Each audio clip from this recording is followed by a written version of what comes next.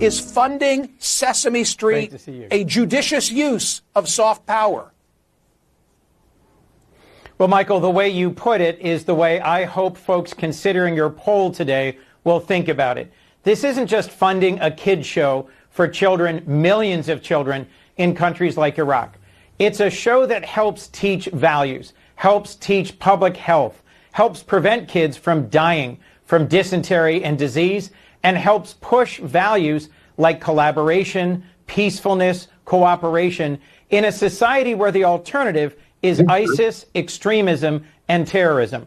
And to your point, it's pennies on the dollar. I am so happy I'm not a Democrat for a variety of reasons, but today I'm extra ecstatic because now these people are forced to go on television and with a straight face defend giving $20 million for some crappy Sesame Street show in Iraq that I'm sure nobody watched. Joining me now, Congressman Chip Roy from the great state of Texas. Chip, you have to be absolutely loving this right now. Imagine having to go on television and actually defend that kind of slop. No one supports this. Nobody. Yeah, I mean, at first I thought that was parody. I heard it and I thought that was somehow a joke or something that somebody was on there trying to defend that. But that's what we're dealing with. And at least in that case, it was a Democrat. All too often, it's my Republican colleagues who, unfortunately, a lot of us were offering amendments to strip these things out over the last several years. You'll remember during the speaker's debate a couple of years ago, one of the key things we fought for was the ability to offer lots of amendments, particularly amendments to cut spending. Well, we did that, and we offered amendments. For example, Eli Crane offered one to cut USAID by 50%. And unfortunately, 114 of my Republican colleagues voted against that amendment. And I'm not here to, look, we got to go beat the Democrats, and Republicans are united right now generally to do that.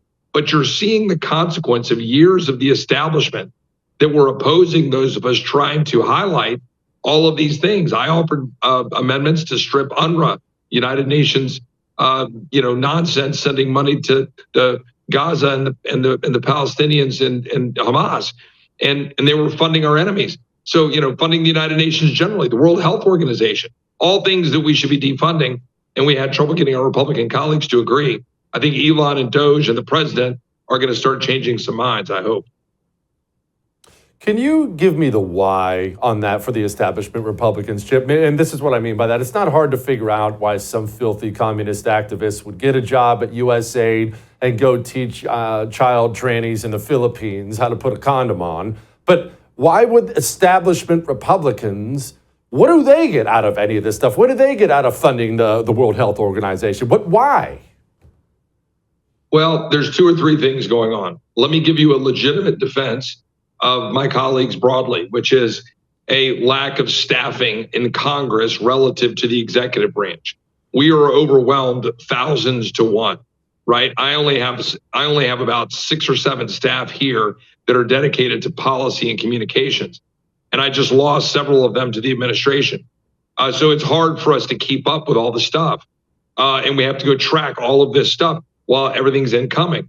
But now let me give you the more cynical view, which is too many of my Republican colleagues have never met a spending program that they didn't like because they view it as a way to basically buy votes, particularly when your leadership is solely focused on so-called majority makers, that is the more moderate ends of the conference, saying, well, if we don't win those seats, then we won't have the majority.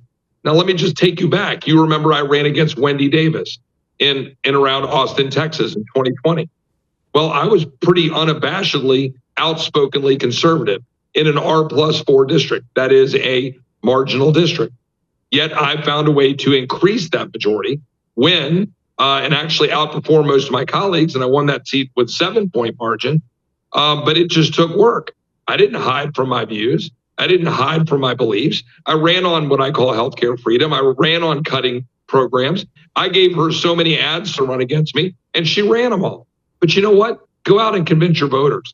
So anyway, that's a long-winded way to say I think my colleagues say they like to cut spending. And by the way, if I hear another Republican say that they want to talk about the phrase, we have a revenue problem instead of a spending problem, I sit in these meetings, all of my colleagues say that, yet offer no efforts to actually cut spending. Those of us that are trying to put forward efforts to cut spending, well, they go, oh, guys, we can't do that. Well, we can't touch Medicaid. We can't go touch. Oh, but okay. Joe Biden expanded food stamps. We didn't support it, but now that'd be really hard to cut. Yeah, we don't like the Green New Deal, but I need my free money for my corn states. I need my free money for my oil and gas companies in Houston, whatever it is. Our guys need to just say there's no more room in the inn. You don't get any more grants. You don't get any more subsidies. We're going to stop the spending and we're going to clean up the government.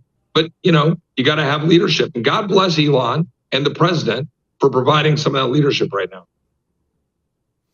Chip, real quick, handicap this spending bill that's coming. I know you're all over this thing trying to hammer out some sort of a decent bill. We rarely win. In fact, I take that back. We never win these things. Are we going to win this one? Well, I hope so. We had a really good meeting in the White House last week, and I don't tend to be one that divulges contents of private meetings, but a lot of it's been reported. And we were doing, I think, the really hard work of trying to force the conversation about what we need to do on the tax front and the spending front. Now, you and I, and most of the conservatives I know, would abolish most or all of the tax code. We'd go back to something. I appreciate what the president wants to do in terms of external collection with tariffs, but you need to make sure that you're not taxing people too much on the inside, right? The Internal Revenue Service and our income tax code and all the complexities of the tax code. Cut it, abolish it, get rid of it.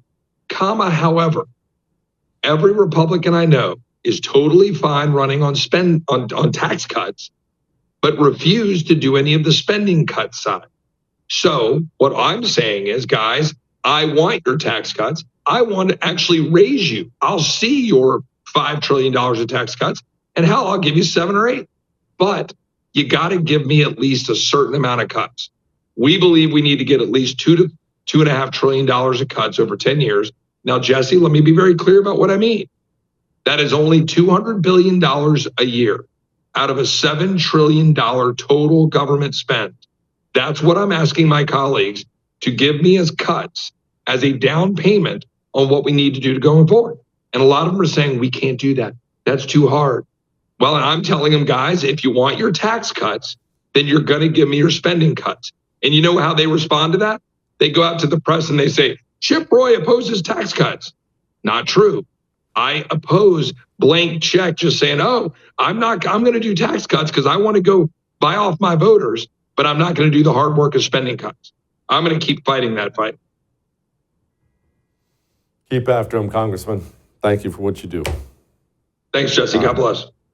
I would thank you for coming to my YouTube channel, but I know how brilliant it is, and I know you love it here. So subscribe and watch. We're going to start really ramping things up and putting some funny stuff, some interesting stuff out there, some collaborations. Either way, my YouTube channel is officially the place to be. So stick around.